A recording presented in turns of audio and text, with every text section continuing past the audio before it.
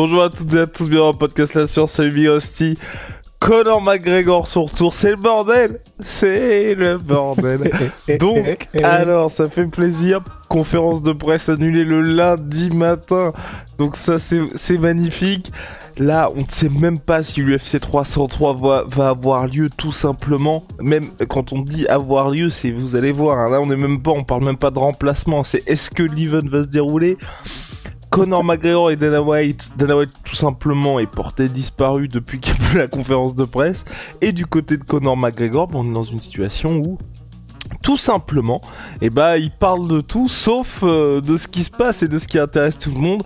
Michael Chandler qui nous sort des citations de Martin Luther King. Bref, tout va bien. Mais Michael Chandler qui a dit que lui, il arrête. Enfin, il a pas dit j'arrête mon camp d'entraînement. Non, il a dit il retourne dans le Tennessee parce qu'il s'entraîne en Floride. Et il s'entraîne en Floride. C'est ça. Donc en gros, il dit je vous emmerde et je retourne à ma maison, quoi. Exactement. Il a dit si vous me cherchez, je serai dans le Tennessee. Il n'y a pas de. Ouais, comment tu traduis? Ouais, c'est no way out of the life we chose. Il n'y a pas de porte de sortie à la vie qu'on a choisi. Exactement. On continue. See you at the top. On se retrouve au sommet. C'est parti. Générique. Soit.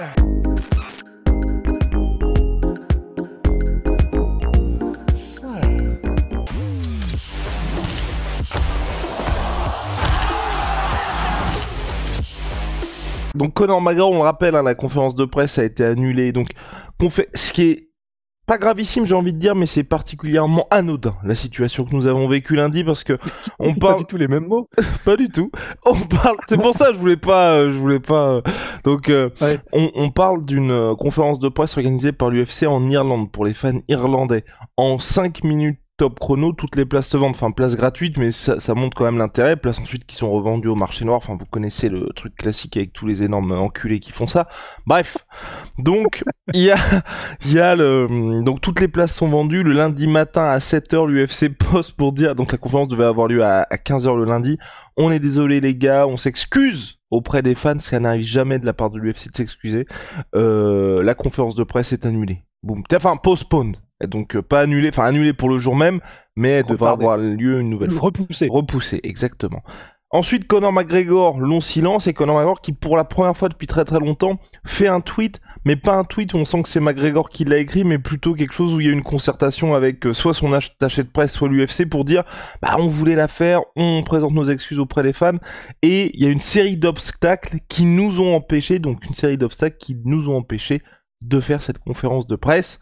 Et on apprend aussi, hors de notre contrôle, et dans le même temps on apprend aussi que Michael Chandler lui s'est pas fait baiser, ça fait plaisir, c'est qu'en gros dès le samedi il a été prévenu de la part de l'UFC avant même quasiment au moment où il allait prendre son taxi ou sa voiture pour aller à l'aéroport, l'UFC lui a dit non, ne prends pas l'avion. Donc pour Michael Chandler au moins c'est ça d'éviter, et voilà où on en est depuis, ce qui est très très rare que l'UFC laisse les fans dans une situation comme ça.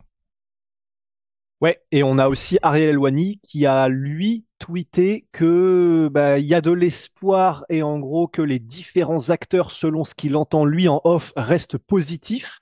Il y a toujours des espoirs que le combat se fasse, mais, et Ariel Helwani continue en disant, ils ont quand même envoyé des messages à différents combattants pour leur demander si pour eux c'était jouable, s'ils étaient quand même dispo, s'il y avait moyen. Ce qui est rassurant. Donc, ouais, ce qui est hyper rassurant. Ouais.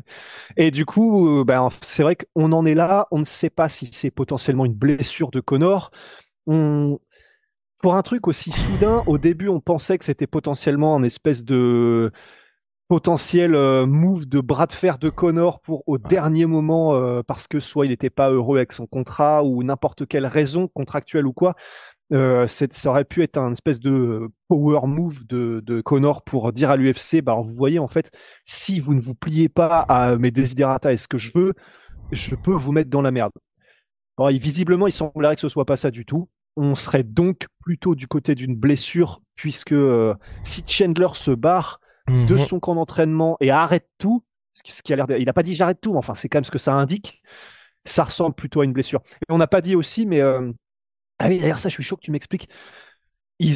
C'était donc promotionné et c'était la pub, c'était sur le pay-per-view de l'UFC 303 et là ils ont enlevé sur le site officiel de l'UFC tout ce qui est rapport au pay-per-view. Donc ça n'est plus en pay-per-view, ça n'est plus. Enfin ça veut pouvoir dire parce que pour moi un UFC numéroté c'était forcément pay-per-view. Non, de ça toute va façon. ça va être un pay-per-view. C'est juste que là, en gros, ils ne font plus la promo parce qu'il y a de l'incertitude quand on combat, justement. Donc en gros, je pense que là, ils peuvent plus vendre ça en tant que Conor McGregor, Michael Chandler, puisque ça va peut-être ok. ne pas être ça. Donc on est plutôt dans cette situation-là. Moi, ce que je trouve aussi, enfin, on va dire de la part de l'UFC, ça ne me surprend pas qu'il n'y ait pas de prise de parole, parce qu'on le rappelle, plus grosse billetterie de l'histoire de l'UFC, le retour de Conor McGregor. Je pense qu'au niveau de sponsoring, ils sont en train de littéralement tout exploser. Ça allait être top 2, top 3 des plus gros events de l'histoire du sport, tout simplement.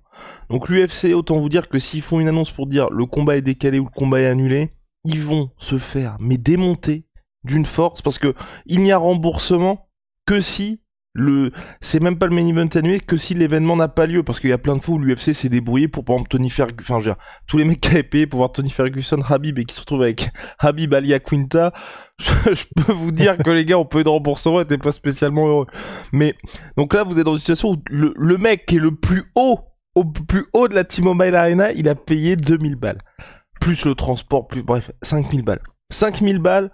Donc autant vous dire que quand le gars il va recevoir sa petite notif de Dana White qui dit bah en fait Conor revient pas, il va avoir le seum. Donc je pense qu'à l'UFC ils sont dans une situation où ils se disent ok, on n'informe pas les fans, mais c'est mieux de les informer au moment où on a le truc de remplacement plutôt que de leur dire ouais les gars, juste c'est annulé, vous inquiétez pas, on va vous trouver quelque chose. Parce que tu sais que tu vas passer 5 jours en enfer. Alors que si t'es l'UFC, qui nous ont habitués quand même à trouver des combats de remplacement qui sont assez stylés, et que tu fais, je pense que c'est pas possible, mais tu vois genre, bon les gars, il n'y a pas Conor McGregor et Michael Chandler, mais par contre, Max Holloway contre Dustin Poirier pour le titre BMF et John Jones contre Thomas Spinal pour le titre poids lourd Undisputed, on a réussi à vous avoir ça. On est vraiment désolé pour Conor, mais bon, il fallait qu'on sauve la carte, on l'a sauvé. Je pense que tu vois, il y a beaucoup de gens auront le somme évidemment, mais je pense que Alex Pereira, John Jones, bref, t'arrives à équilibrer plus ou moins le truc, et je pense que c'est là-dessus que l'UFC joue. Bah, en tout cas, c'est clair qu'ils doivent être au four et au moulin pour que ça se fasse, quoi. Que je voulais dire aussi par rapport à ça, hein, c'est que l'UFC, même quand vous regardez dernièrement, c'était au mois d'octobre quand il y avait les blessures de Charles Oliveira, c'est pas l'UFC ne tweet pas, ne fait pas de post quand le mec est forfait. Ils annoncent juste le combat de remplacement. C'est les médias qui annoncent que les mecs sont blessés, mais il n'y a pas jamais de post de la part de l'UFC pour dire ce combat est annulé. À chaque fois, Dana White, quand il vient, c'est pour dire bon bah voilà, on a mis en place ce nouveau fight. Moi, la vraie question, c'est si le combat n'a pas lieu là, est-ce qu'il faut continuer de pousser Conor Chandler? Bah, et puis en plus, c'est peut-être une blessure de Conor, et comme le rappelait Ariel Wani, mais c'est un truc qui avait fait quand même le succès de Conor, c'est potentiellement une blessure, mais ce sera la première fois de la carrière UFC de Conor McGregor qu'il repousse un combat ou qu'il annule un combat ou quoi que ce soit à cause d'une blessure, parce que Conor, c'est le gars qui était connu pour, s'il signe un contrat, une date est prévue, il sera là. Et on se souvient que même le combat contre Chad Mendes, à la base, ça devait être José Aldo, et c'était un des combats qui avait eu des conférences de presse partout autour du monde. Finalement, une semaine du combat, c'est José Aldo se blesse, et c'est Chad Mendes qui est proposé à Conor McGregor, qui à ce moment-là a le genou pété. Conor McGregor, avec le genou pété, plus d'adversaires qui lui permettent de vraiment saisir la gloire, il dit oui quand même.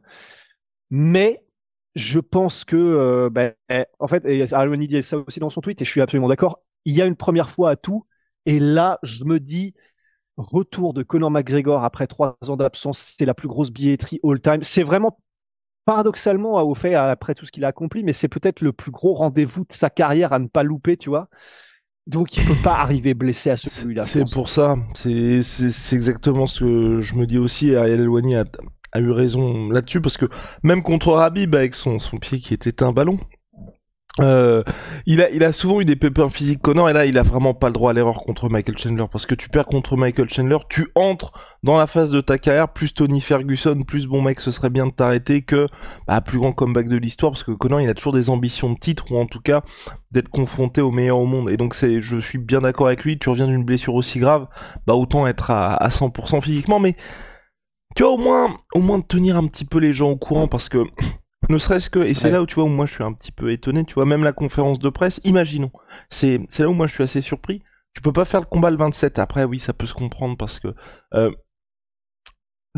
enfin, comment une conférence de presse, tu peux quand même la faire même si le combat a lieu, tu sais, tu le décales d'1 ou 2 mois, tu vois. Parce qu'on se souvient de Michael Bisping contre Georges Saint-Pierre, la première conférence de presse qu'ils font, il y a même pas de date pour le combat. Et pourtant, ils font une conférence de presse pour annoncer ça. Donc tu peux très bien te débrouiller pour te dire, tu fais, et puis surtout, le fait d'annuler la conférence, ça fait qu'il y a la panique la plus totale. Là, en vrai, tu vois, je veux dire, Connor, quand il a eu son problème de pied, personne n'était au courant parce que bah, ça se passe entre Conor McGregor, l'UFC et c'est tout. C'est qu'à partir du moment où Conor en a parlé que les gens étaient au courant. Là, Conor, il a son problème, il a sa blessure. Il fait quand même la conférence de presse.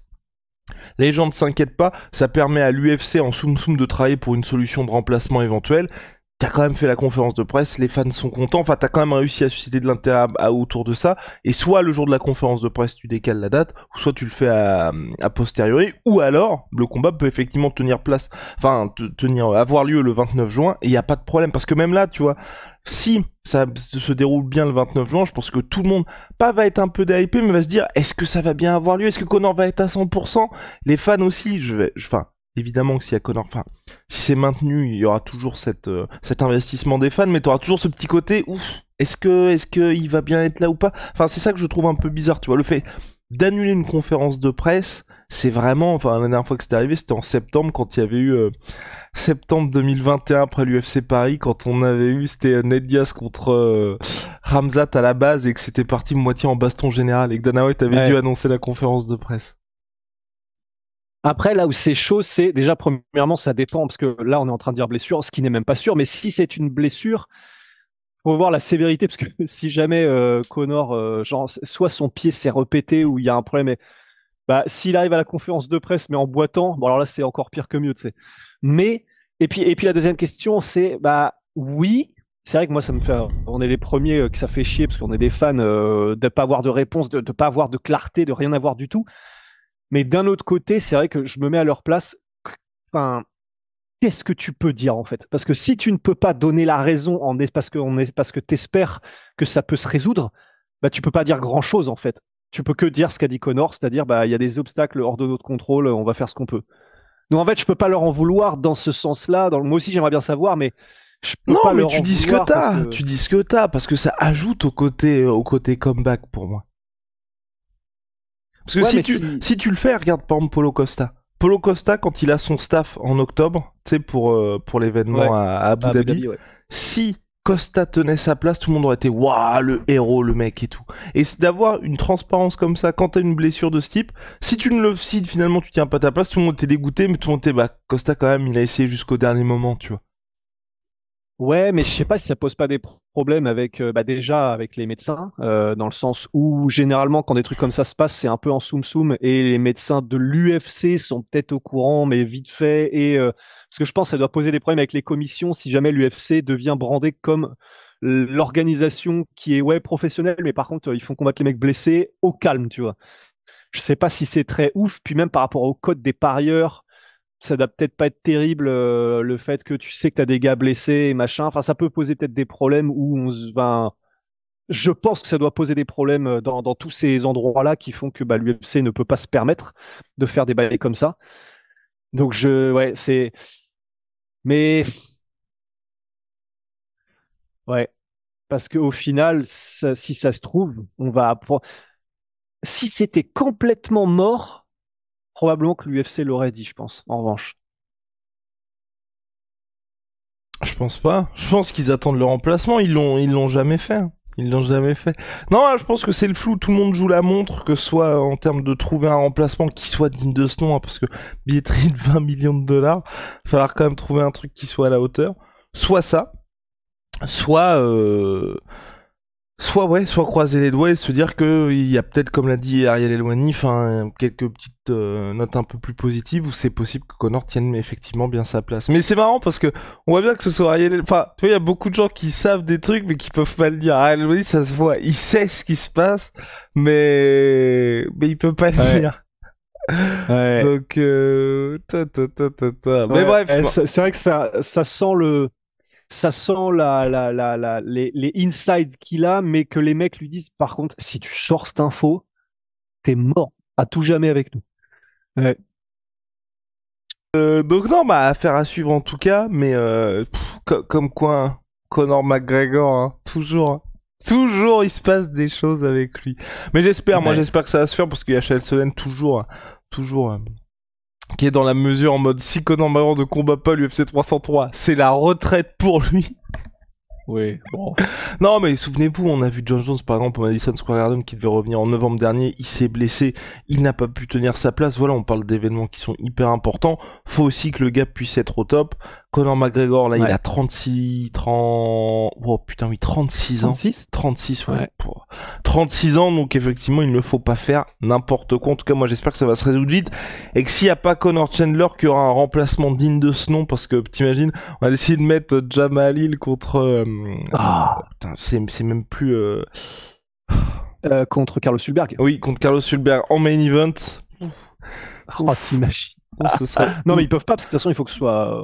Ils peuvent pas. Non, jamais ils font ça, Donc bref, puis si jamais il y a une officialisation aujourd'hui, vous avez l'habitude avec ces podcasts qui ne durent qu'une durée de vie assez limitée, voilà. En tout cas, t'as autre chose à ajouter, Pierre, là-dessus? Non, je suis bien. Eh ben parfait, il est bien. Allez, ciao, my sweet pea. My sweet protein, moins 30% minimum sur tout my sweet pea avec le code la sueur.